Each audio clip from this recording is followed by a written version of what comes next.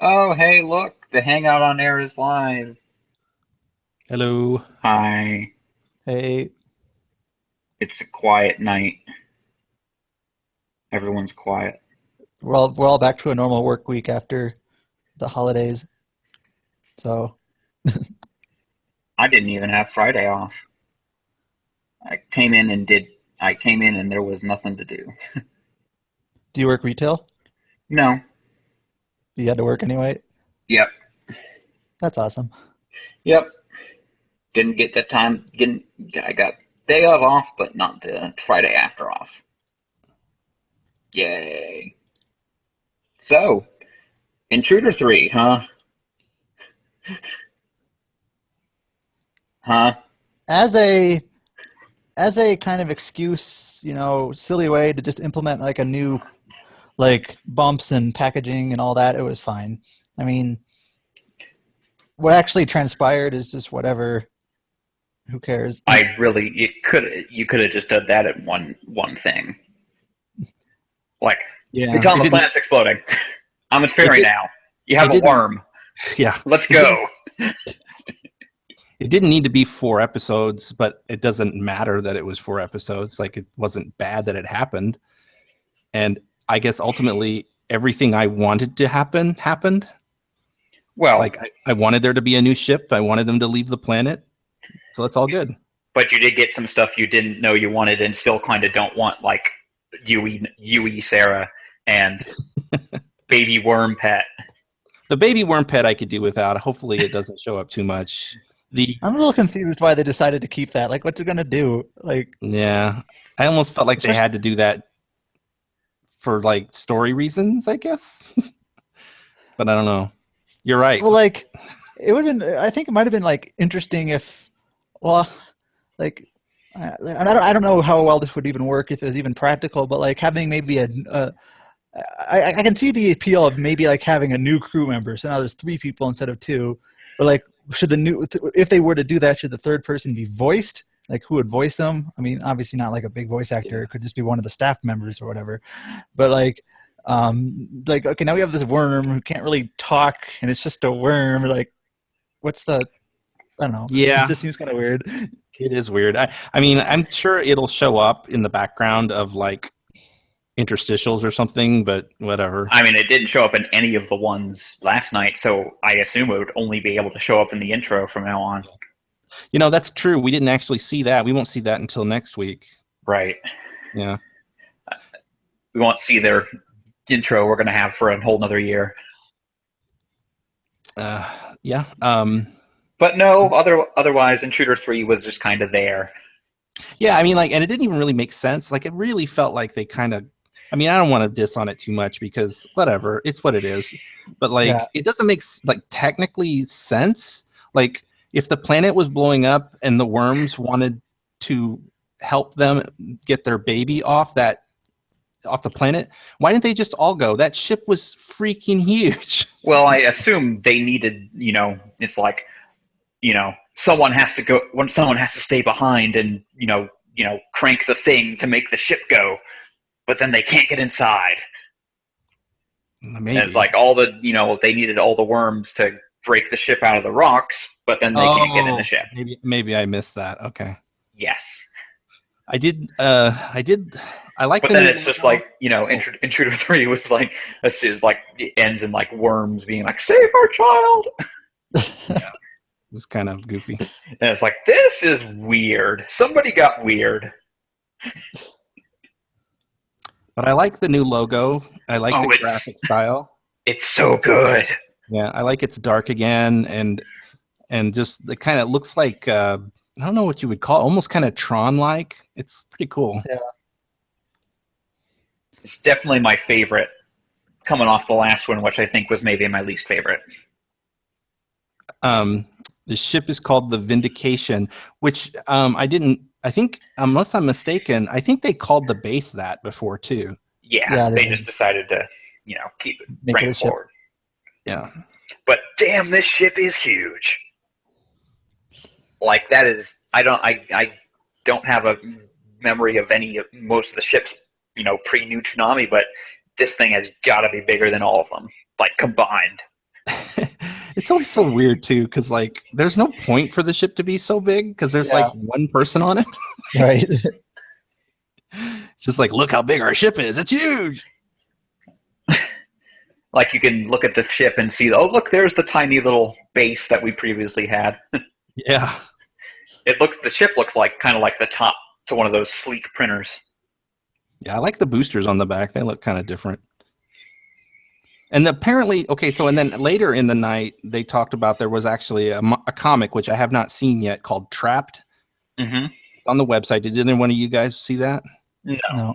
Okay. I mean, I haven't gotten around to it, but I'm going to check it out because somebody in the thread was speculating that maybe that was what Intruder was supposed to be. And then there were like budget cuts, and so they made the worm thing instead. I don't know if Intruder 3 ever suffered, cuts. I think, I don't know. I think in general it looked better than 2. It's like, Oh yeah, animation wise, definitely. Part of that's because, they had less episodes. I mean, true. I'm just saying, it looked better. Mm-hmm. But anyway, Seacaller, how long do you think it'll take to update the thread graphics? Wait. I don't know. I I have don't know to figure out. What are you saying, Seda? Maybe I'm just being lazy, but like I don't even know if there's much of a point in updating the graphics to the thread. Who cares? Oh, well, if I get around to it, I'll do it. I mean, like, it kind of more depends on, like, can I find that font? Yeah, someone needs to, like, mock up the font if they Well, want. I believe it's Caboose Jr. He's the YouTuber who archives all the bumps and stuff that he usually comes out with that font stuff. Oh, I don't know. I actually, the font I used to make the bumps, I actually downloaded from somewhere. Like, eventually, Probably. it might have been him, but I mean, like, somebody makes it out there, but I have to wait for them to make that font. And then I'll need, like, I'll go to the website and grab some of the images and stuff to kind of get that look or whatever. I mean, all I really need is like the header image, which right now is the base, and then just like I have like a little spacer image in between like the few sections, which is just like a logo and a wide image. So yeah. Do you have Photoshop? I use Paint.net. It's just a cheaper thing. Okay. But So if I gave, go ahead. I was gonna say I just use it for more basic like editing. I don't do much like fancy stuff. So. Well, I mean, like, I'm trying to think, like, is it easier for me to just send you a template and then you create it, or is like just? I mean, it doesn't take me but 10 seconds. That's what I do for a living. Yeah, you can go ahead and create it because you're way better at it than I am. Okay. Well, like I said, I'm going to wait until I can get the logo. Go to Toonami Digital Arsenal. He did it for last year's revamp, and now JPR Reckless comes to the rescue again by replicating Toonami's new custom typeface, aptly named Vindication. Download it here. The button is on the right. You did that already? Okay, jeez. Wow, that's awesome. Okay, yeah, I'll work on it when I get some time this week. Yeah, they even have it on their website. Cool. So yeah, we can, it'd be nice if we could have this go up with the, new style. Well, I mean, we're going to keep this current thread until January. Well, we can always update the look. That's. Well, so I'll if we can have just a couple of new thingies by January, that's fine. So, I mean, I could update the OP now, but like literally no one will look at it. So yeah. It bothers me. Anyway, Intruder 3 was kind of dumb, I think, overall. Maybe just my expectations weren't very high, but just as a reason or excuse just to put them in a different spot and have like a different package of logos and stuff, I thought it was fine. It was, but I think it also was like the fairy Sarah and the worm is like, what? She's made of projected heart light, by the way. Yeah. Which is so goofy. But I don't mind it. You know what? If anything, I kind of like that she's like semi-corporeal now because it's much more interesting to me than just on a computer screen. Right. Yeah. I just don't know if this was the design I would have gone with, especially post Yui. Yeah. I don't know where you're getting Yui. Oh, because you meant like Yui from the second SAO where she's a fairy. Yes. Okay. I keep thinking more like Navi. from like Zelda. Well, you know, those are cute because they're, glowing balls of light, and that's it. So Yeah. anyway, on to more goofy stuff. It's Dragon Ball Z Kai. Dragon Ball Z Kai episode 95, A Hero's Sacrifice, Last Chance to Save the World. This is bullshit. Yeah, and this is one of the things, like, how do I put this? Obviously, DBZ is very nostalgia fueled, but this is one of the things that everybody knew was bullshit back then. So it's like, This like whole maybe back then when you didn't have much else to like compare it to in terms of like anime, because it was like there wasn't much anime to watch on TV. It was like you just kind of hand waved it, like, okay, yeah, this is bullshit, but whatever. So a little bit harder to swallow, maybe. this whole week No. was bullshit. Like this is bullshit, and there's like bullshit coming up in later episodes. Like Yeah. just a whole bullshit week. But yeah, this was probably the biggest bullshit of all. I've never seen this happen, by the way. This is my first time. And so let me make sure I completely understand what happened here. So Cell blew up, but because one tiny piece of him could regenerate him, a la like what's his face from X-Men, he was able to not only reconstitute himself, but was able to also have all of the power of his perfect form without the needs of the androids, making that whole plot point completely pointless. And that right there is that's the biggest complete bullshit thing. Oh, there's, And one, then- there's one more thing. Oh, there's one more thing. And now he can instant transmit. Yes, that's the And- one more thing. And it's just like, okay, so it's ridiculous. Okay, so they did throw a line in there. They're like, oh, okay, he was able to get back to his full power again without the android, because just like a Saiyan, he gets stronger when he dies or whatever. Which whatever. But then the instant transmission, I don't want to go too much into this other than to say it is the most underutilized OP power in all of DBZ, to be able to just literally teleport you and someone else anywhere in an instant. Like if he had that all along, like he would have beaten everyone in like a nanosecond. But all he does is use it to save his own life. And I now don't he know. doesn't use it because then he would win. Right. Like, why didn't he just teleport everyone 50 feet from the sun and then kick them into the sun and then be done, or whatever? Oh, instant transmission. That is almost worse than the time travel to me. Yeah, this is the arc. This really is the arc where Dragon Ball Z just kind of collapsed in on itself. Mhm. Like all the flaws that were always there are just like, hey, it was, ironic that it was immediately preceded by a planet imploding. Yeah. It's like, spoiler alert, here's what comes next. Okay, here's another question then. So where is King Kai's planet? It's just a planet, and apparently you go to it when you're dead. Did it like Snake Way? I don't know. That's the physics on it. Like Snake Way leads to it in some Snake galaxy when you're dead. Somehow. Okay, in the DBZ universe, when anyone dies, they go to Snake Way, which is a real place somewhere in the universe. Apparently, yes. Okay, it's not the afterlife, even though there's hell, because they talked about hell, and it's apparently directly below it. Yes. I think they're rewriting the rules here. Right. One thinks almost like Dragon Ball Z doesn't quite fit with Dragon Ball. And then, like, King Kai died, which I didn't even think was possible. It's like, wait, aren't you God? I know. Like actual more God than Kami God? And he's like, I've got a whole galaxy to look after. I'm like, aren't you above dying? I don't get it. I just love how Goku. Why did Goku do that?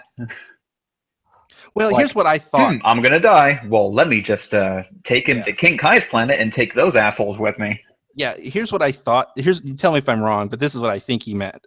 Is that this is so stupid. I think Goku thought that because Cell was going to blow up a planet, that he had to take him then to a different planet to blow up. And so King Kai's planet, being teeny tiny, would have been like the least amount of damage a planet can take because it's so small. Well, I think the thing is that with instant transmission and like you're trying to understand how the rules even work, even though they can be changed at any time. With instant transmission, you can only warp to a place where person that you know or a place that you know. You can't just warp anywhere. So like places that aren't Earth that he knows to that he can warp to, there aren't that many options. It's like he could have warped to like the new Namekian planet, or he could have warped to Kinkai's planet. Yeah, I see. Or like he can't just go out to the middle of space. First of all, he'd probably die right away, and like he doesn't he doesn't know anyone out in the middle of space or something. So it's like it's kind of just he wanted to sacrifice as few people as possible. He's like, sorry, Kinkai, but this will only kill 4 of us instead of so. It's a real shame that Piccolo blew up the moon. Right, just warp to the moon, blow it up. That would have been fine. Well, yeah. Yeah, it's so goofy. I mean, like, in terms of like storytelling, like, okay, they want to have like a hero sacrifice type moment. Okay, I feel like there's a lot of ways you could have done this, like, differently and better, and not have to introduce bullshit to make it work. Just like, I don't know, it's so weird. Well, I mean, what doesn't work about it with me is the fact that I don't feel like it was a justified sacrifice, in the sense that, like, why didn't he just teleport him there and then come back? Right, like that would be like a real dick thing to do to King Kai. He still doesn't have to die. And I mean, and you could argue that maybe part of this is just like anime pacing, but Cell even said like 40 seconds. Like 40 seconds, that's how much time you have. I don't know how Cell knew how much time he had exactly, but he said 40 seconds. In 40 seconds, he could have warped to King Kai's planet, grabbed King Kai and his 2 pets, and warped them back. Like 40 seconds is not tiny. Right, but it's plenty of time to do instant transmission stuff. Right, yeah, so... And like, I can maybe understand, like, in the manga it was supposed to be like instantaneous, he had no choice, and like this was like literally last second. But the way the anime portrayed it, and the fact that Cell even said specifically you have 40 seconds, is like, okay, like what you should have done is transport them and transport back, and you would have had plenty of time to do that. And sometimes I feel like we can't always have the heroes make the idealistic choice, because then nothing bad would ever go wrong, type of thing. But like this one is just like so painfully, like, I don't know, like, well, obvious. I mean, like, you could have done this with a much better outcome pretty easily. Right. I mean, and not that they would stick to the rules. All they need is a simple rule that says, well, you can only instant transmit once every 5 minutes, or something like that. And it's like, then it would have made sense. Like, he's going to instant transmit someplace and then he can't come back. But yeah, but I don't think they have that rule. I don't think. Yeah, I don't think they ever say anything like that. So yeah. So anyway, I guess now he's back at full power. No, he's stronger now. Oh, he's even stronger now. It's ridiculous. It's the biggest ass pull I've ever seen on Toonami ever. And also, he does even stronger. This is pretty dumb, but Cell does like the one he does in the next episode here. He'll do like the one thing that could possibly defeat him. Like, Cell makes a pretty stupid decision here. Well, he even said in this episode that it's like, this all happened, I'm even stronger than I was, and I didn't even plan this. Yeah. And I'm like, really? Oh boy. And also, sometimes I don't want to like get too much into the specifics of things, but like, okay, he says he had like a nucleus in his head. Yeah. And, like, he points to his head, and like, this is what allows me to come back. And like, okay, but there was like an earlier episode where like when Goku like shot a Kamehameha at his face, like only his legs were around. So like, was his nucleus intact then too, or did his like nucleus like somehow like transport like down his body to his legs at that point and then back up? Like, can any cell work as his nucleus, or is it just the one? It's just like, yeah. Yeah, he's Mr. Bullshit now. Yeah.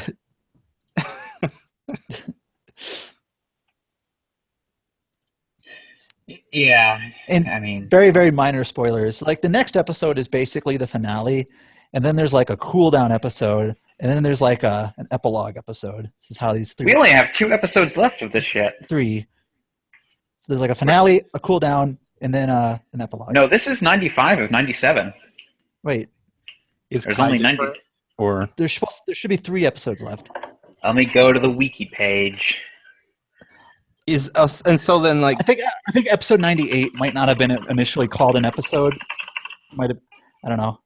does Kai, while he's looking that up, does Kai then immediately go into the Boo thing? Or I mean, I actually watched the beginning of the Boo Saga Kai in Japanese when I was really bored and just wanted to see how it started. Okay, so episode 98 is Blu-ray DVD only. Yeah, but it did air eventually. I know on Nicktoons or whatever. So the reason I'm confused is because I was looking at Hummingbird and it's like 97 episodes. Yeah. Okay. Maybe this is a specific thing that It's a regular length episode. But what was I saying? The Bukai. DBZ Kai Bukai. It basically kind of just starts like with the time skip. It's a time skip. Spoilers. That normally happens with regular DBZ, and it's like you could just go right into it, and it would be no big deal. So, Okay.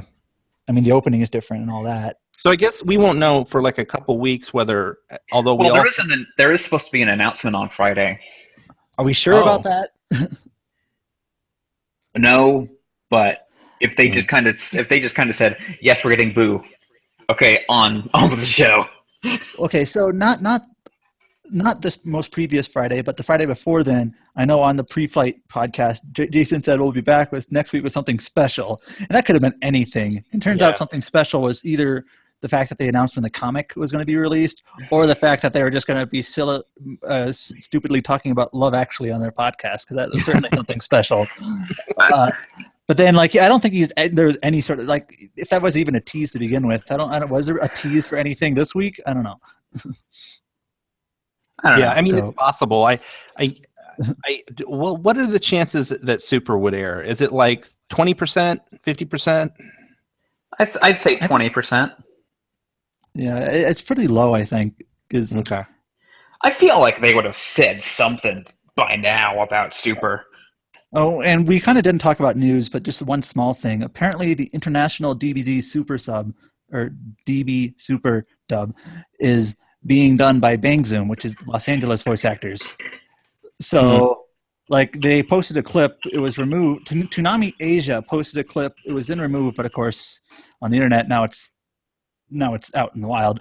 And it had like voice actor, what's his name, Jameson Price, voicing Hercule. Jameson Price, he does the Black Mechanic in IBO, and he does a bunch of big like characters. I think he's Ryder in Fate Zero and such. But anyways, like it was a little bit weird to me because it's like a prominent voice actor that's not a Funimation voice doing Dragon Ball Z or Dragon Ball Super. In the clip, was Goku still the same voice he's always been? It only showed Hercule and Boo and a couple of random nobodies. What if they changed their voices? Surely they wouldn't do that.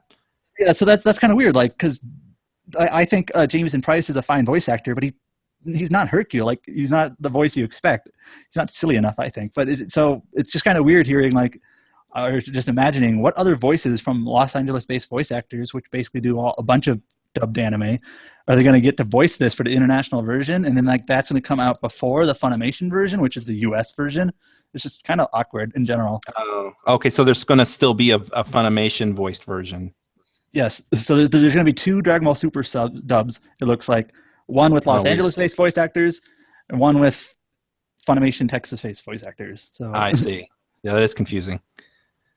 And also, like the clip shows Boo, and like it's kind of like a sound-alike Majin Buu voice from the Funimation dub, but not as it's not the same. Yeah. So it's like one person made the comment: if they're gonna just try to sound like the Funimation dub, why don't you just wait for the Funimation dub? I don't know. It's I expected the dub to maybe be like like I know like Gundam Build Fighters was done by like some English speaking Asian like recording studio, and thus it's not very good at all. So I was kind of expecting something like that, but no, it's Bang Zoom, who has a good track record. So That's weird. Yeah, that's weird that they wouldn't just wait to have the international version be the same as the Funimation version. It's must be some kind of licensing or world thing. Yeah. world license and rights in different places. Yeah. So all right. Well, I guess like I said, anyway, what I was saying was that in a couple weeks we're gonna at some point either assume it's Boo because they're not going to mention it because they're just assuming, well, this is just the same show, right? Or they'll make an announcement about Super. So, and then soon after that, or actually probably before then, we still have to figure out what's going to happen with Gundam because that's got 2 episodes left. So yeah. Luckily, one show that isn't going away is the next one we're talking about. Yes, JoJo's Bizarre Adventure. JoJo's Bizarre Adventure, Episode 6, Tomorrow's Courage. Man, this may be the most JoJo episode of Part 1. So, first off, your best line from the night was, "This place is locked up tighter than a nunnery." What the fuck? Okay, I have a question about JoJo in general. Uh-huh. Now that I've seen it, I've seen this much of it. So, and this is not like meant to be a slight on it or anything. I'm just genuinely curious. Is it meant to be funny? I think or do you think that the guy who created it just thinks this is all awesome and we think it's funny? It's both awesome and funny at the same time. I think the fact that it's called JoJo's Bizarre Adventure kind of gives that away that it's supposed to be weird at least. So okay. Like I have never thought that I was laughing at JoJo and not with it. But what do you think the creator thinks? That's what I'm asking. I have no idea what goes on in the mind of that man. Because I wonder if he thinks this is not meant to be funny and just heroic, or if he is deliberately trying to make it funny. I can't tell. I mean, so parts 1 and 2 are a special breed of silly, and then part 3 on replace this special, like part 3 is like the most normal, despite the fact that people are running around with punch ghosts. Mm-hmm. But that is almost, standard, and, but then it kind of going from part 3 on, it's less about how increasing silliness and more increasing stand bullshit. Yeah. I mean, JoJo is kind of like a mix between, like you said, like heroic, and there are points in it where you like really are rooting for JoJo, and it is kind of like a hype moment, if you will, but it's still silly. So it's but like the dialogue and stuff, it's like it's written in such a way that it makes me wonder if the person who wrote that was thinking this will be funny, or is he thinking this is just how they talk? Well, this specific dub is definitely playing it up. I will say though, like for example, Speedwagon in Japanese, like to be honest, I don't remember what he sounds like. With Japanese voices, just don't stick in my head as long. But like Speedwagon in Japanese was about as ridiculous as he is in English. Just kind of not only what he does, just the way that he like delivers his lines. Yeah, is, just way out there, just kind of being like the obvious story, like play-by-play guy, or and it is so thing. Like they take a lot of time to make sure and have him say things that don't need to be said. I mean, it definitely feels deliberate. Yeah. Like if I had to guess, I would think that it is supposed to be funny and like action. It's like supposed to be like an action comedy. Yeah. I think it is, but I just, it's hard to tell with this show because it's a lot of what we're laughing at is what they're saying, even though they're saying in what's supposed to be a dramatic moment, So I don't know. It's awesome though. I love it. So, so this episode's weirdest moment was the magnetized leaves, like forming a hang glider. And no joke, when I was watching this in Japanese as part of a group too, and that's actually a point when like one person quit the show because he couldn't take how stupid it was. Like, I can't do this. I'm out. Who were you watching it with? Actually, he used to post in the thread. Kaios, how do you pronounce his name? Oh yeah, I don't know what happened to him. Kaios or whatever. Yeah. Who? I don't remember that person. He never posted in Toonami thread much, but a couple of times. But he's like disappeared off the face of the internet now. But yeah, he thought it was so stupid. He couldn't, Chaos. Yeah, I think he pronounces it chaos in his head, but it's like, okay, you just. Oh, he disappeared? Man, okay. Well, I haven't seen him recently. I think he pops up in other threads every once in a while. But anyway, like, yeah, he totally just. If I remember correctly, when we were watching this as a group, he totally just quit on the show, and he's just like, I can't deal with this. It's too dumb. See, that was the breaking point. The opposite reaction. The more dumb this show gets, the more I like it. Yeah, I kind of agree. And my God, you're going to adore part 2. And actually, I actually forgot that this is the point when Zeppeli decides, let me give you my backstory while we're hanging on this like magnetized leaf thing. We're hanging upside down from this magnetized leaf board, so about time for you to give me my backstory. Yeah, I'm getting some serious death flags here. So, I think they're pretty intentional. Yeah. I mean, they even said, man, I'm trying to remember if it was in the previous episode or the next one, but he even said, like, in his flashback, he learned that he was going to die eventually. So, he said it this time. Premonition. But another thing. We mentioned this already too, but like how the narrator just jumps in whenever he feels like it to explain stuff.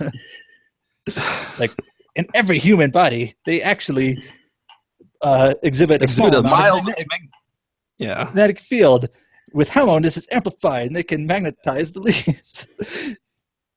Well, and what's really and I think go ahead. No, it's like I was gonna say. I think the English voice for it, it's David Vincent. It's just like it's also like corny enough where. And like it wouldn't really work as like any other narrator, but kind of in this show, it does work. Yeah, there is a shot in this episode where this is what made me think about the whole like, is it meant to be funny? Is right after or right before that, where the narrator gives a speech, they see the leaves on the ground, and then like Zeppeli and JoJo look at each other, and they don't even say a word, and they're like, and he goes, JoJo, and he goes, right, and then you suddenly just this close up of JoJo's mouth going, ooh, like really wide, and then they both do this move together, and I'm looking at this. Not only is this so ridiculous, but like, how did they know to do that? Like surely they've never practiced this. And so it's just the ridiculousness of the moment that they just decided they were going to use a bunch of leaves on the ground and use Hamon and turn it into a giant leaf. Like that was just so far-fetched that it must have been like a joke, you know? Like it was not meant to be like that. They wouldn't really do that. That's just ridiculous. At least that's the way I took it. It's just really, really stupid in whatever way you want to interpret it. It's just so weird. And then there was a scene where Paco pisses his pants, which I was like, okay, wow. But then I was like, why is he even there? But then they gave him a really cool scene where he ends up like, he has his own flashback with his sister. Yeah, this random kid is like, time for me to have my flashback. He has his flashback, but it actually works out pretty well. I thought that was done well. And somebody in the thread was like, why can't she be a regular character? She's pretty cool. And then he goes in and lets him in, and he does his heroic deed. And I thought, oh, that's kind of worth it for that. And then Zeppeli gets the moment which made Roundabout a legend. Yeah, I watched that final scene like 3 times. That was awesome. Like, holy shit. Still, it's the best anime ending ever. And I'm not even lying about that. And no, I haven't seen many anime endings, but I don't need to. I don't need to. The only other thing we got our first JoJo punch rush. Where he literally punched the evil and the zombie out of Bruford. Bruford, dubbed Bluford. Blofeld. What is Bruford? Like it's like some band or something? I'm not very familiar with music. So. I've never heard of it before. JoJo's Bizarre Encyclopedia. Like I've heard of Tom Petty or however they translate it. They said it funny. I watched that again, and they say it like it's one word, like Tom Petty. Tom Petty. Yeah. But like it's clearly supposed to be Tom Petty, right? Yeah. Yeah. William Scott Bill Bruford is an English drummer, percussionist, songwriter, producer. the rock band Yes. Tarkus. Yes. Oh, Tarkus. Okay. Tarkus is an Emerson, Lake and Palmer album. huh. Well, there's lots more references that I didn't catch then.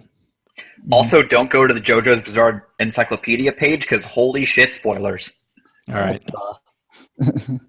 I'll avoid. So I think that's all I had for this episode. I think it was pretty awesome. And so how many left? 2? 3. 7, 8, 9. Okay. 3 in this part. And like, how do I put it? They are kind of like the arcs in a shonen anime, but the characters are different in like the new parts. Like, So, Well, I knew that. I know that like But- each time there's a different JoJo, right? right. Yeah, But I knew that. so like when we say like this story wraps up in 3 episodes, like it really does wrap up this story that we're currently watching, and then it's kind of like something brand new. So it's a little bit different than going from like the Frieza saga to the Cell saga type of thing. So like I almost consider part 1 and part 2 to be 2 different shows, but shoved together into one nice core. mhm. Yeah, it's like an anthology series, right?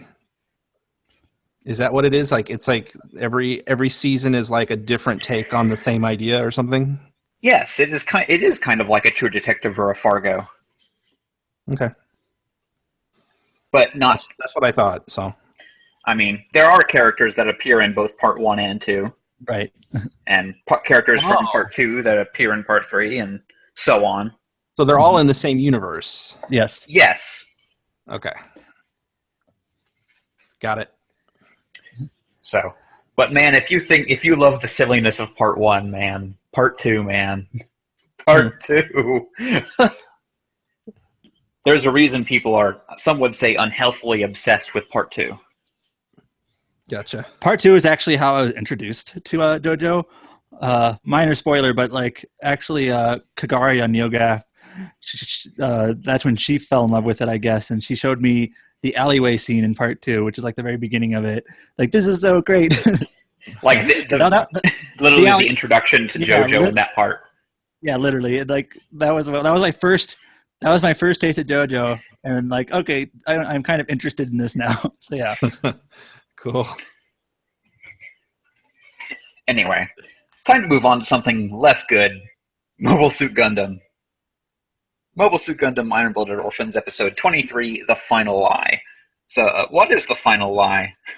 I think I know this. I think isn't the final lie the lie that the Galahorn guy tells the eyebrow girl Before she dies. Yeah. Yeah. Is that the lie? That he'll have her back?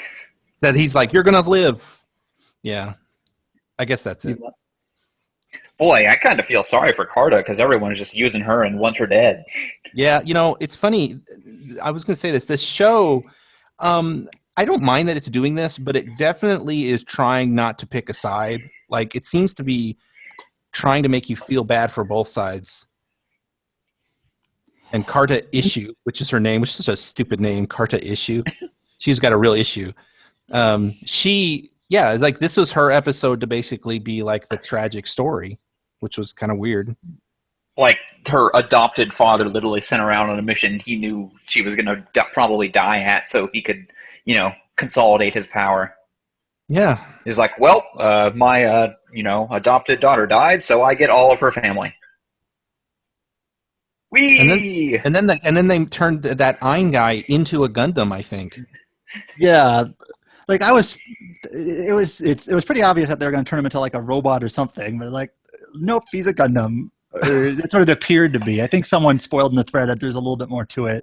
Well, they show a scan, and it there's still part of his body left.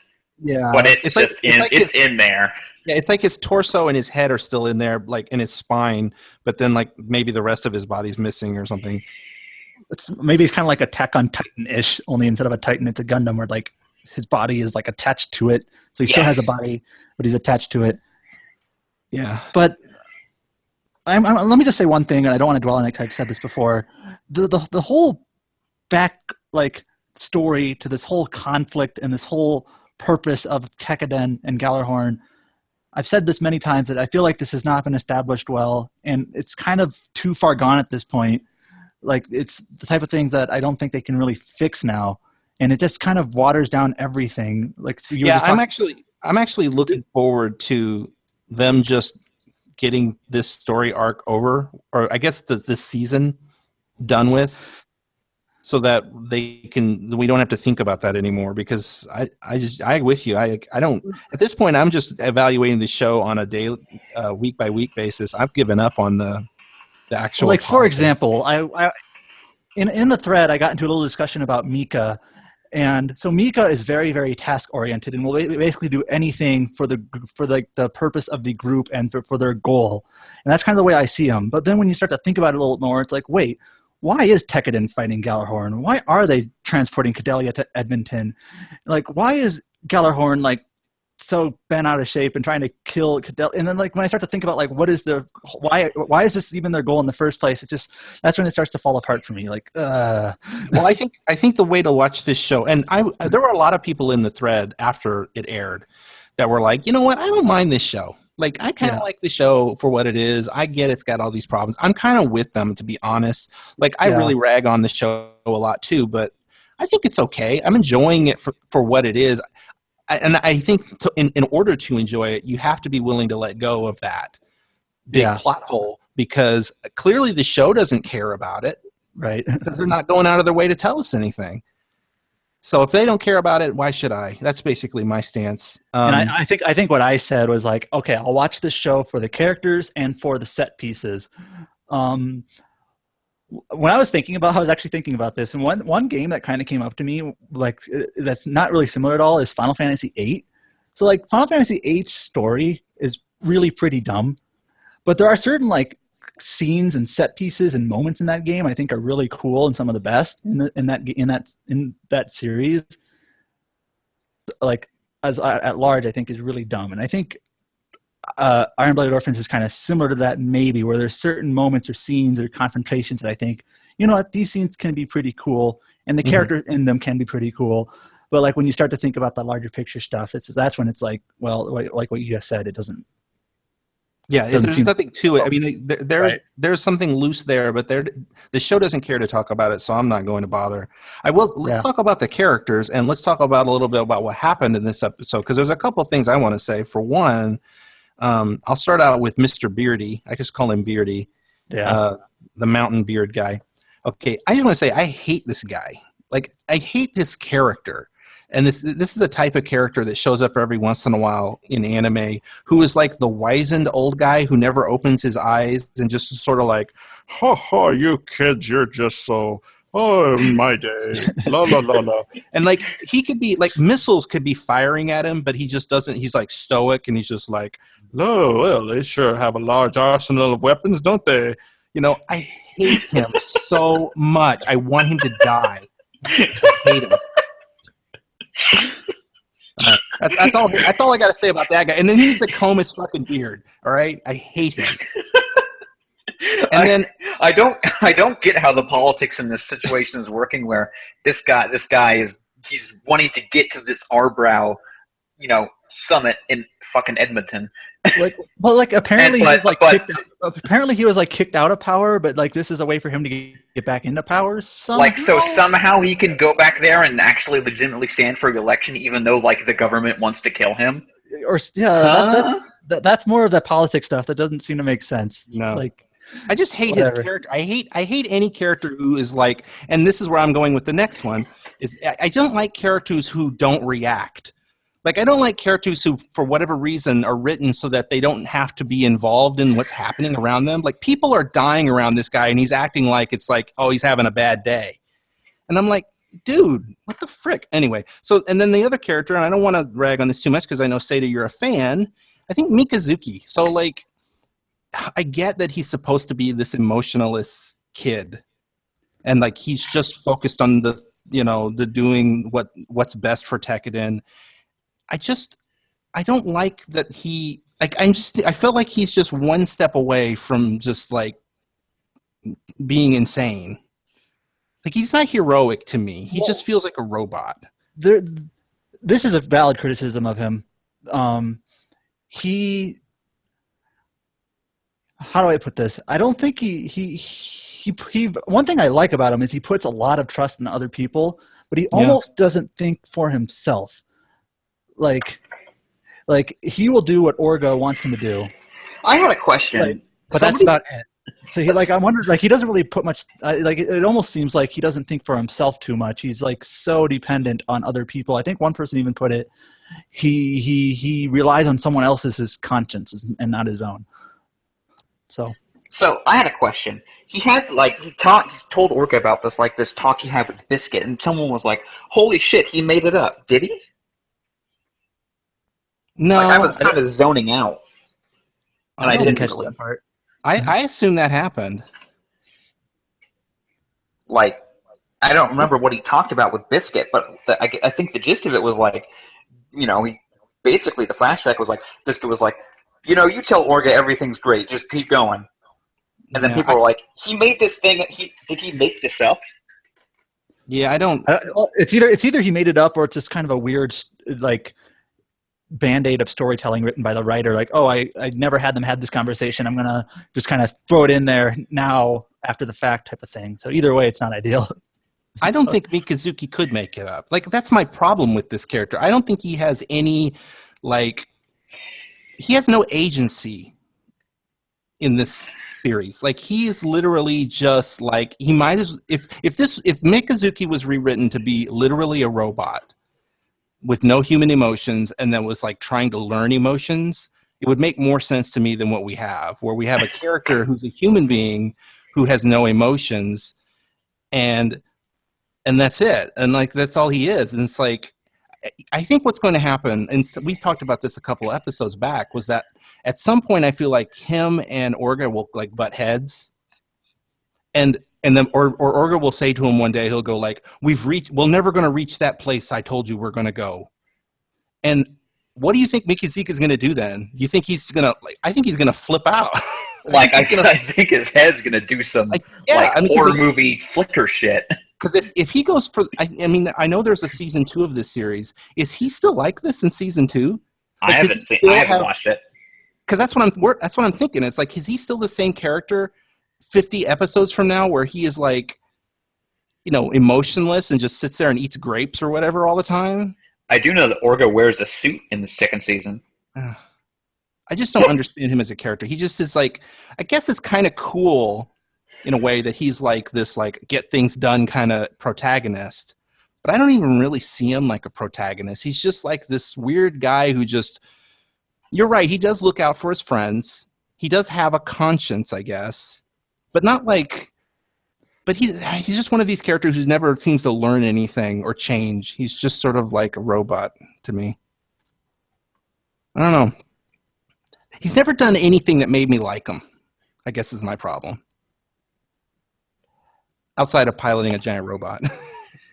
So there's this I think, we're setting up probably what is mostly a season 2 plot here with the adults on the group just being holy shit, these guys are going insane. They're really violent. Please, someone stop this. Mirabit's just no. So there was that scene where Mirabit is hey, you kids, you shouldn't be out here. It's dangerous. And then the kids are no, we're doing this. We're in a war and all this stuff. And I'm sure. I'm still not sure. Am I supposed to be on Yes. Am I supposed to think all the parents are yelling at clouds, or the adults are yelling at clouds, and the kids are really who I'm supposed to be throwing my support behind, or is it supposed to be? Is it supposed to be tension between them?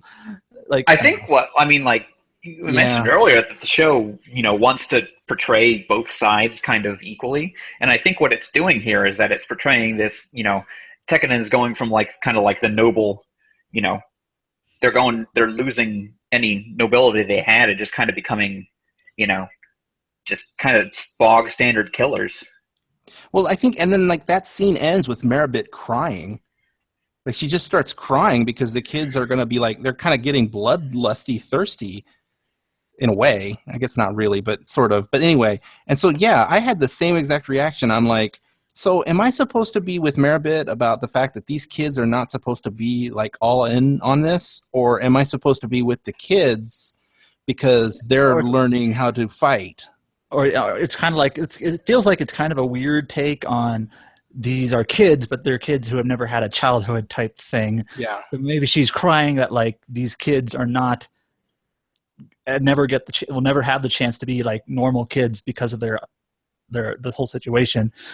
But it's still like what I just said makes you sound sympathetic for the kids, but it doesn't feel quite as sympathetic as it should be, maybe. So it's Yeah, I mean, I think that's why she's crying, is that she's like, just like you said, she's like, these poor kids, they don't get to be kids, they have to be fighters, I guess.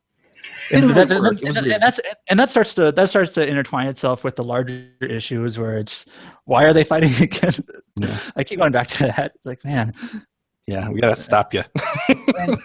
and one other thing that I thought was a little bit weird is like when Carta was introduced, I thought she was just going to be kind of just like a villain of the week, random subordinate person, maybe kind of like a surface level, like amusing personality, whether or not you thought her personality was amusing. Like, and I expected her to be kind of like just present for a while, but then kind of wiped out relatively quickly, which she was. Like, I didn't really expect her to be like built up as a villain who is believable, but then they like start throwing this backstory stuff, and then like making her death a little bit more emotional than I expected, and just like, oh, that's not where I expected to go with that character, and I don't even know if she deserved it, but that's what they did. Yeah, I'm with you. I thought she was going to be another snake guy, but she actually ended up being a little bit more interesting of a character, I guess. Well, I think in the end, what she was is she was just tragically being used by everyone around her. Yeah, but that was only basically introduced and then resolved in a sense in basically one episode. So it kind of. I didn't say it was good. Yeah, but you're right. You're both right. Like, for example, McGillis, Galio, and Ein, those characters have been around for a while, and their morality is not like, they're not so one note. I'm not saying they're necessarily good characters, but they at least have some sort of depth to them in some way. And Carta did not really have that. And then like they kind of like threw some at her right before she died. It's like, oh. And so like, I actually don't know what Galio's deal is. I know what drives Ein and McGillis, but Galio is just like, he's just a dude who... He's just like the right-hand man guy who apparently is pretty skilled, but doesn't, like, I don't know what his character is really other than being that.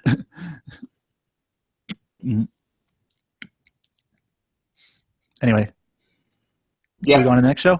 Sure. Hunter x Hunter episode 29, Awakening and Potential. Okay, you instantly know Ned. Yep. Okay, and so I feel like when in the thread, me and Chaotic Strike, I think is his username, kind of had like the same thought where we're both watching this for the first time, and as of right now, Nen seems to be pretty typical and boring. Where it's just like, oh, like I can't judge the stuff about Nen I don't know because I don't know it. It's like, so they have like an inner energy. Yeah, most people don't know how to use it or to utilize it, how to even like sense it or even know it's there, acknowledge it. But like with some training and some aptitude, you're able to use this life energy, and you can use it in like as a weapon, as a shield, as a aura, and so like that doesn't sound much different than Bleach's spiritual pressure or Ki from Dragon Ball or Chakra from Naruto. I understand that it sounds like it'll be kind of different later, but right now it just kind of feels like, I think the way Chaotic Strike wrote it, which I agree with, it kind of feels like a waste of time, because I kind of feel like I know all this already from all the other shows that do something like this. Right, and I had the same feeling as another person who's watching for the first time, but after I thought about it, I kind of, isn't Hunter x Hunter like one of those really old shows or old? It's older than Naruto. Yeah. So I think that's why, is because this feels played out, but it actually did it first. So I'm kind of willing to give it I'm willing to let that slide here, because it's like, I bet for people who read Hunter x Hunter when it came out, this was like, whoa, this is interesting. Like they hadn't seen it before. Where we, unfortunately, are doing the opposite. We've seen all these other knockoffs do it first, and now we're seeing the original. Chakra and spiritual pressure, and right. But I haven't seen the anime past this point, but I do know some details, and the shit gets cray. Yeah, and the other thing I'd say too about it, the only thing I don't like about it, other than the fact, again, I agree. I thought this episode was kind of boring. I mean, I'm glad it's over for the most part. I mean, it looks like they're done with it. It kind of seems like one of those necessary things. Like, okay, they got to explain it, they got to establish it, and blah blah blah. Let's just get on with it. And like now that that's done with, and kind of like a necessary thing that they had to check off the box, check off the list. Now we can maybe get on to actually seeing it in practice, which is apparently what seems like the next thing we're going to see. So. Yeah, but what I didn't like was I think they went like in too much detail. Like they talked about a lot of different terms. Well, like and that's blah, because blah. shit's gonna get so specific. Okay. Well, I'm just going to say it right now. I don't remember any of it. Like I think the main thing is called Nen. But if you told me it was called 10, I would probably believe you because I don't remember which is which. What I remember is there's Nen, and then there's like 4 parts to it, like Hatsu, Tetsu, Ren, and Ten. And I can't believe you remember that much. I don't remember hardly any of it. It was just a lot of information just being thrown at you really quickly, and I'm like, okay. Well, Seda has a PhD, so. Well, I don't really remember what those things were. Like I think one of them was like, this is like Hatsu is what you use to project it like away from your body, and like I'm making that totally up. Like, okay, there's sounds Nen, right. and there's like 4 components to it, and one of them is like a shield. And well, for the record though, I think that they'll probably be repeating that a lot, and so it'll probably sink in over time because apparently everybody else who watches this has seen it, talks about it like they know exactly what's going on. So, or it's not that important, and you'll just kind of forget it. Well, and it won't really matter. I don't get that impression though. I feel like everybody's talking about like you're going to need to know this. Well, I'm not sure because when they first introduced it in the dub, Zuchi said Ren. And then I remember a bunch of people in the thread were like, Ren, ? And they're kind of like, it seemed like they were thinking, is this what they translated Nen into? And then they realized, oh yeah, Ren is a part of Nen. Like even people who are veterans of the show totally forgot that Ren was even a thing. Okay. Like, I don't know how important it is. Well, maybe it'll be like, again, maybe it'll be like Naruto, the other way around, but you know what I mean? Maybe it'll be like Naruto where they just say jutsu. They just say jutsu for everything at some point, and then that's all you have to know is that one word. I mean, it does become as like, at some point, it's like, this is my Nen power. Okay, cool. Right. It does a very specific thing.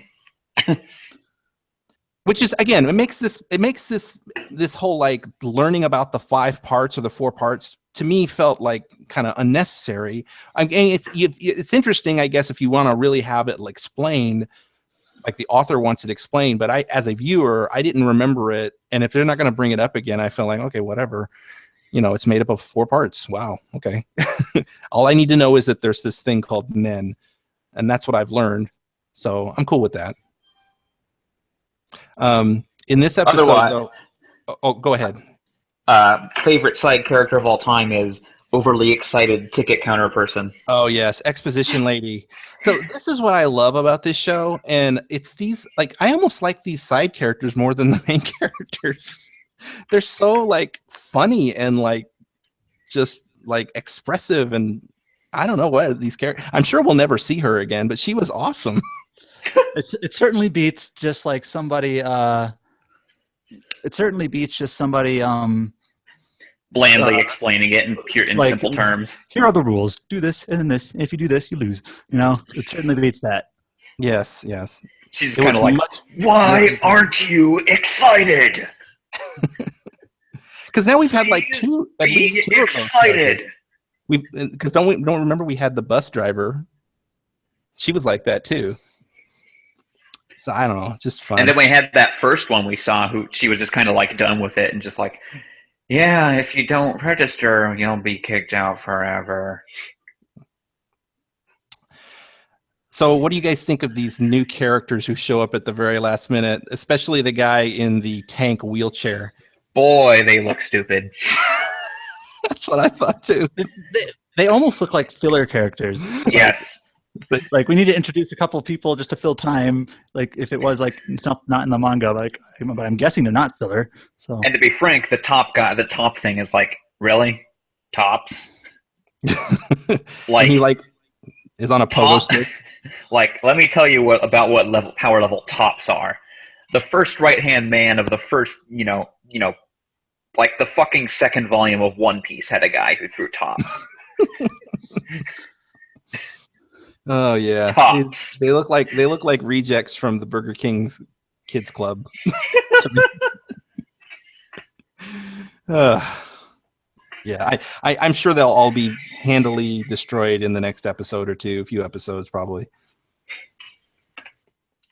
They look like it. But otherwise, I guess we can move on to Naruto. Naruto shipping in episode 136, The Light and Dark of the Mangekyo. See, this is why Mangekyo. This is why when I was writing it out, I just put M-Sharingan because I don't know how to spell it. Sharingan. Yeah.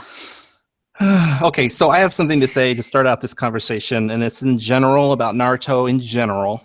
Okay. Eyes. Well, no, not that. This is actually a bigger thing. I came to the realization that my biggest problem with Naruto is that it is the show that cried wolf. Because every time you think someone is getting stabbed or hit, it's always a log or a shadow clone. Or every time. And it's like, if you do that over and over and over and over and over all the time, I'm never going to be invested as a viewer about someone getting stabbed because I'm immediately thinking, oh, that's not him. And it's literally like, okay, fights only ever end when somebody decides to not be a shadow clone or a log. And so, like, we in the previous episode saw this happen Inception style twice. And then this episode starts, and we're supposed to believe that he's stabbed, and he still wasn't stabbed. It was still another clone. And it's like, just stop. Stop with the clones. And so the first thing they actually do in their fight is just spam shuriken at each other, which is like, yeah, there you go, super high level. Ooh, exciting. Yeah, somebody in the thread said that the animation next episode is supposed to be real good, but man, did it suck today or this week. I mean, it was like that moment just looked like garbage. Ugh. And I think I mentioned last week, like I'm fine with this Uchiha story so far. Let's see when it falls off the rails. Like, now I'm kind of thinking, well, that was quick. So first of all, they introduced this last episode, but they power up their eyes, and they specifically say by killing your best friend.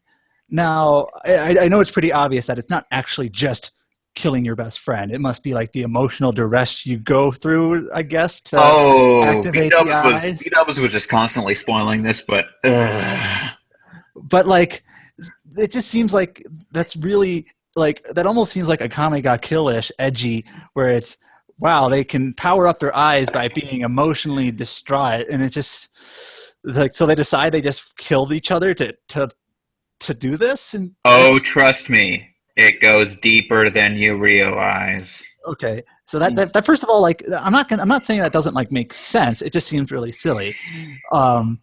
Because we've seen people in other shows like power up due to anger or sadness or things like that, but it kind of seems like really awkward, like people killing each other in their own clan to do it.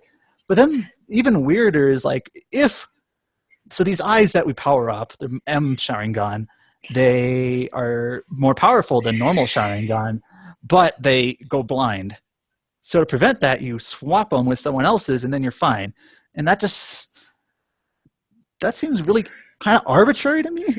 Well, it seems unreasonable. Like, how do you literally get the new eye into your eye? That too. Ninja bullshit. Ninja magic. Yeah, ninja magic. You know the thing that bugged me in this episode? Again, I'm gonna go too negative on it because I'm like, well, it's still interesting that the big showdown is happening, I guess. But one thing that I thought was kind of funny was that every time they kept whatever his name is, Itachi. Every time he kept talking about the power of these eyes, he kept talking about they have such amazing visual prowess. It's visual prowess. And I kept thinking to myself, visual prowess. Yeah, he said it like 20 times. And then I was trying to think to myself, why are they saying this? And I think I realized why they call it that. Is because it can do so much stuff. The author can't come up with a word or a phrase to describe these overpowered eyes. So he just uses the term visual prowess, because like want, clearly visual prowess doesn't describe the powers that this thing does. I wonder what like the Japanese like direct translation would be if there is one. Yeah. Like Eye what does he hacks. say in Japanese? Literally eye hacks with an X at the end. Haxor. That's yeah, because visual prowess doesn't describe the ability to do all these things at all. When you say visual prowess to me, it's like you're saying, "Oh, I can see really far." It doesn't mean like I can create clones and make you see things and whatever, you know. Create black holes. No, Kakashi did that. Create a tank. Anyway, I did love Crazy Crispin Freeman this episode. Yeah, the voice acting was great. I like Crispin. Crispin's one of my favorites. But otherwise, from here on out, the show Naruto itself is basically just eyes, eyes, eyes, eyes, eyes, eyes, eyes, Okay, eyes, eyes, eyes, eyes, eyes. I do want to say one thing. So, like, the Uchiha haven't really been a focus recently until, like, this section in the eyes.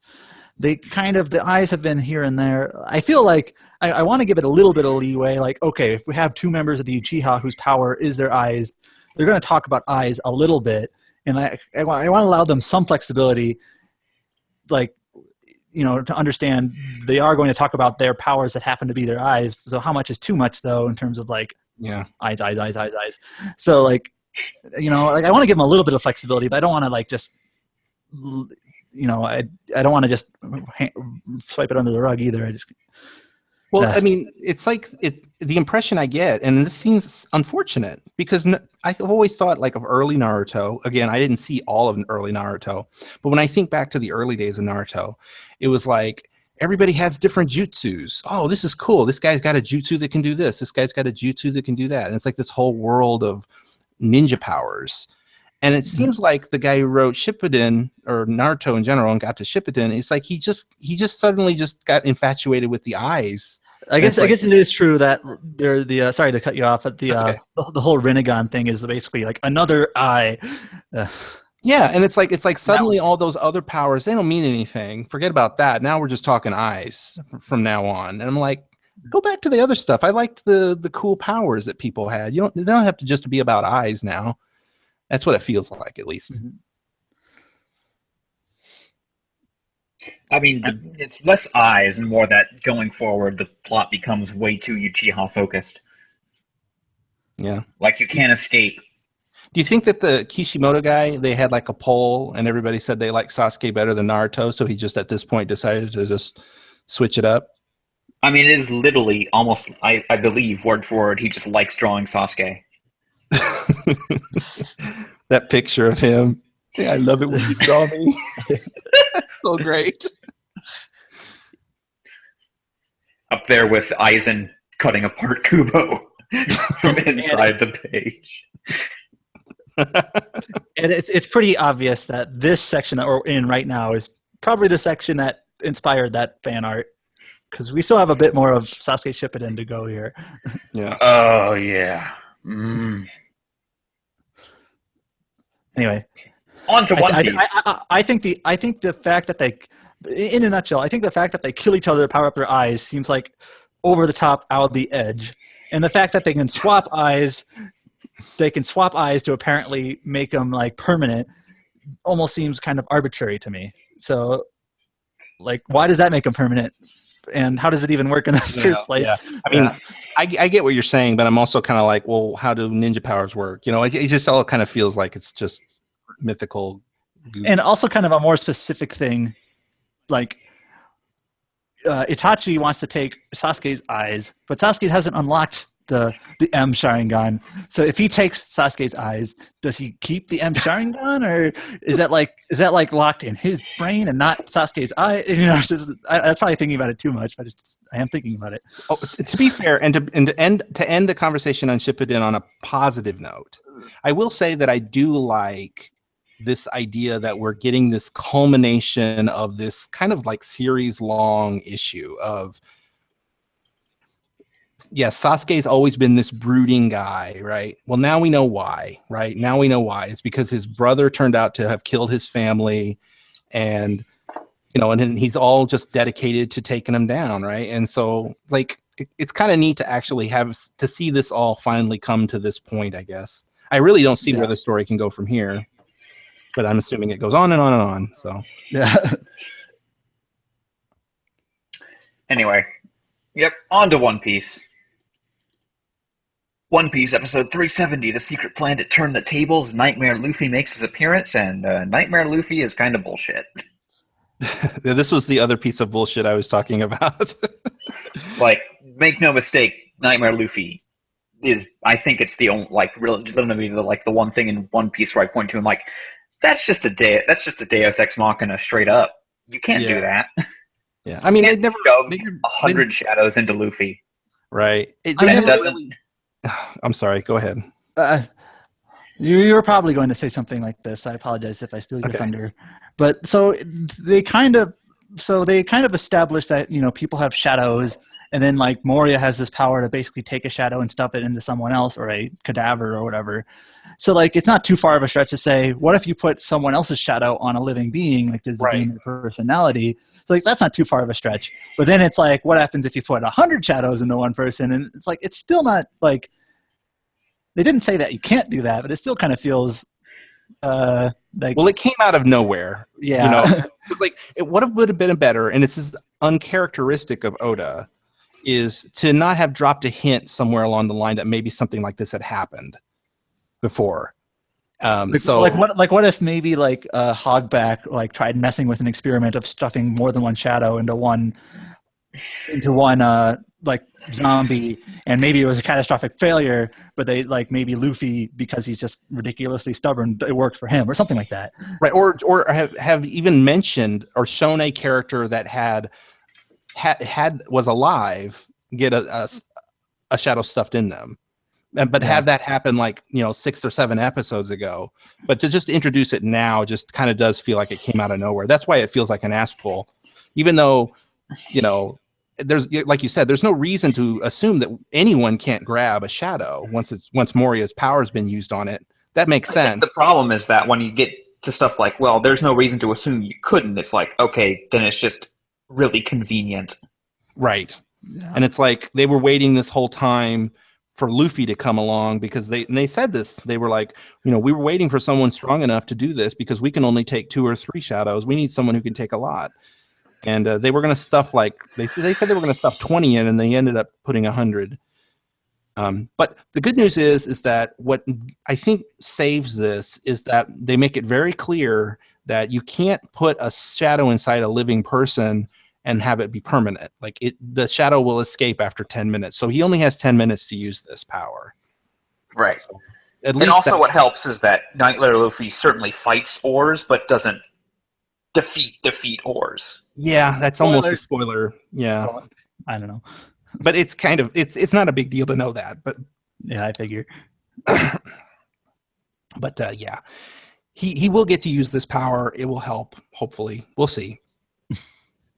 Otherwise, Moria is just kind of, so now Oars can stretch. Yes, we'll find out more about that next episode.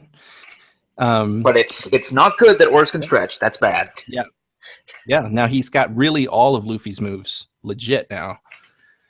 And what was I going to say? But the whole like fight, like with the Straw Hats, the first half, the episode started out looking pretty crappy. Like the animation quality was pretty crappy, and then the moment that Usopp gets his giant slingshot out, suddenly the animation quality budget like went through the roof, and it looked really great for the rest of the episode. And we had lots of awesome faces this episode because of that. No, I agree. Like you posted them in the thread, just for every character, just a bunch of really expressive faces.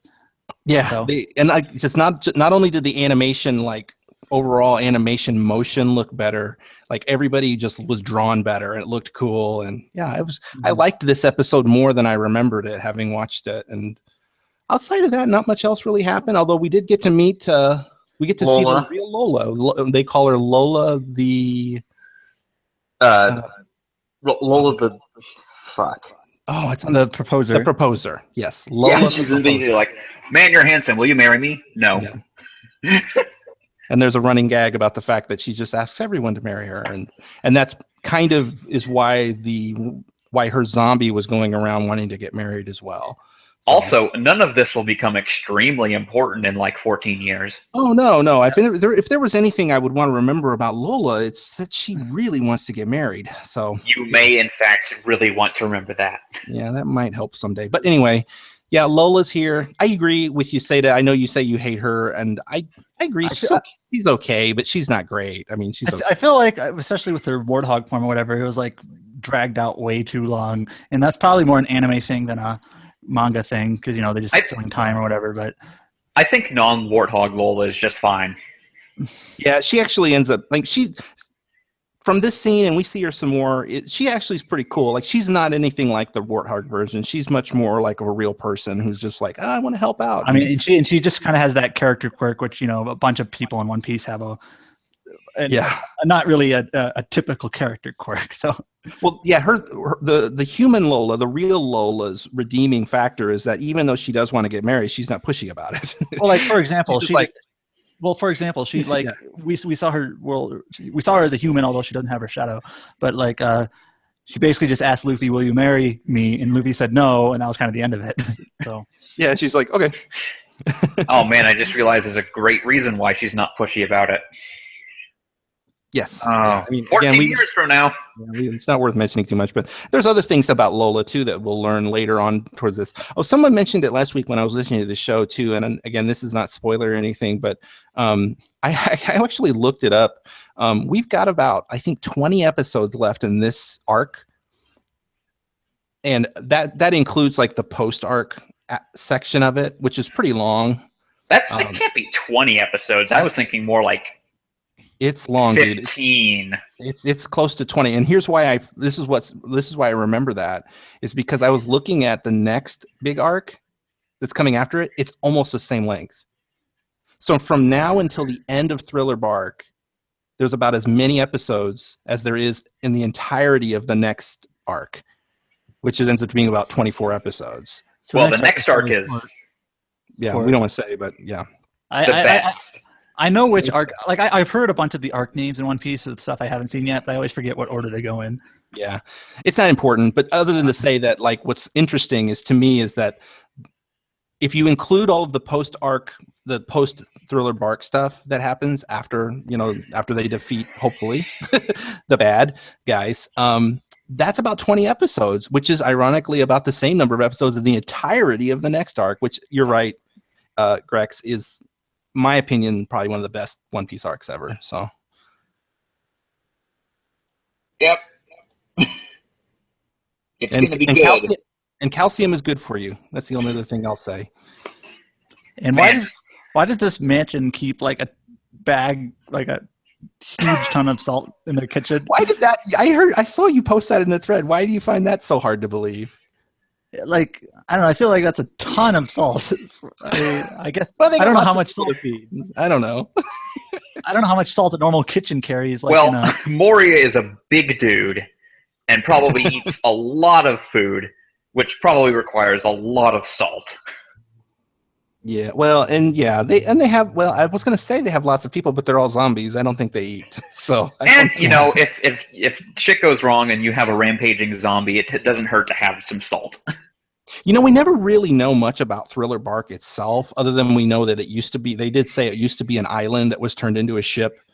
So we don't really know where the castle came from or why it's there. Maybe that was all just part of like whoever owned it before Moria took it. So I don't know. Mysteries of the world. They have a big kitchen. They got lots of salt. That's the way I looked at it.